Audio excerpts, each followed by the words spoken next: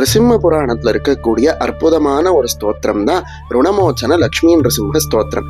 இந்த ருணமோச்சன லக்ஷ்மி நிருசிம்ம ஸ்தோத்திரத்தை யார் யாரெல்லாம் தினமும் படிக்கிறாங்களோ அவங்களுக்கு வாழ்க்கையில இருக்கக்கூடிய எல்லா கடன்களும் நரசிம்மரோட அருளால தீர்ந்து நரசிம்மரோட அருளால பெரும் செல்வம் ஏற்படுமா.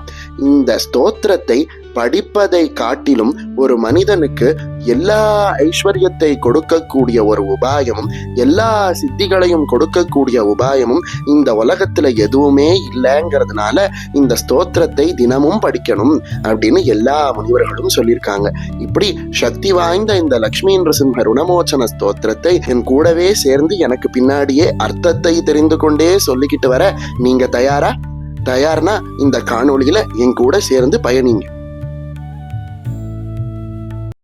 देवता कार्यसिद्ध्यर्थम् सभास्तम्भसमुद्भवम् श्रीनृसिंहं महावीरम् नमामि ऋणमुक्तये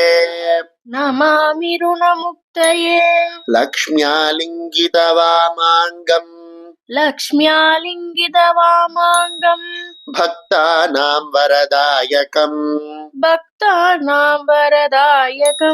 श्रीनृसिंहं महावीरम्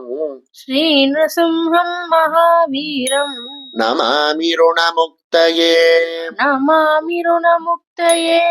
आन्त्रमालाधरं शङ्ख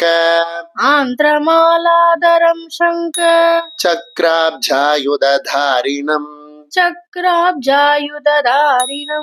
श्रीनृसिंहं महावीरम् नमामि ऋणमुक्तये